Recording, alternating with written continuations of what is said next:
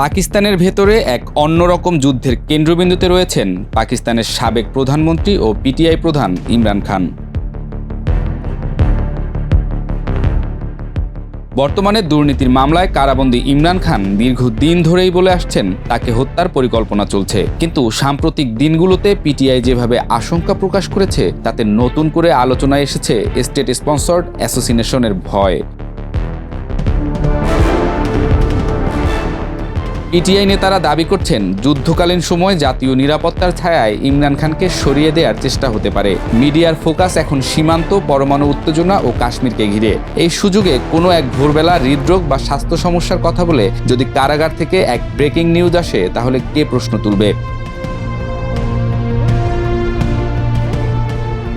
ইতিহাসও তাদের আশঙ্কাকে পুরোপুরি ভিত্তিহীন বলে না।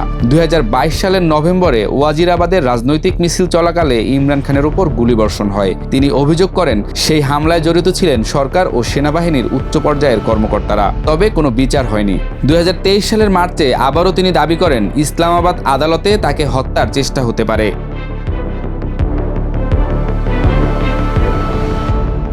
তার স্ত্রী বুশরা বিবি এক চিঠিতে উল্লেখ করেন ইমরান খানকে ধীরে ধীরে বিষ প্রয়োগ করে হত্যা করার চেষ্টা হতে পারে। তিনি বলেছেন কারাগারে ইমরানের খাদ্য ও ওষুধ নিয়ে সন্দেহ রয়েছে এবং বারবার অনুরোধ করলেও নিরপেক্ষ মেডিকেল টিম দেয়া হয়নি। বর্তমান যুদ্ধ পরিস্থিতিতে এই আশঙ্কা আরও বেশি তীব্র হয়েছে, কারণ যুদ্ধকালীন সময়ে সরকার ও সামরিক বাহিনী অনেক অকার্যকর নিয়মকে পাশ কাটিয়ে অঘোষিত দমননীতি চালায়। বিরোধী দল, প্রতিবাদকারী, এমনকি সাংবাদিকরাও হয়রানির শিকার হয়। এ অবস্থায় ইমরান খানের মতো একমাত্র জনপ্রিয় জাতীয় নেতার উপস্থিতি সরকার বা সেনাবাহিনীর জন্য বড় হুমকি হয়ে উঠতে পারে। আন্তর্জাতিক মহলেও ইমরান খানের নিরাপত্তা নিয়ে উদ্বেগ দেখা দিয়েছে। জাতিসংঘ বলছে পাকিস্তানে বিচার বহির্ভূত হত্যার সংখ্যা বেড়ে চলেছে এবং রাজনৈতিকভাবে গুরুত্বপূর্ণ বন্দীদের নিরাপত্তা নিশ্চিত করতে হবে। পিটিআই নেতারা বলছেন ইমরান খান বর্তমানে শুধু একজন রাজনীতিক নন, বরং প্রতিরোধের প্রতীক। তাকে হত্যা করা মানে শুধু একটি প্রাণ নষ্ট করা নয়, বরং একটি রাজনৈতিক ধারাকে গলা টিপে শেষ করে দেওয়ার চেষ্টা।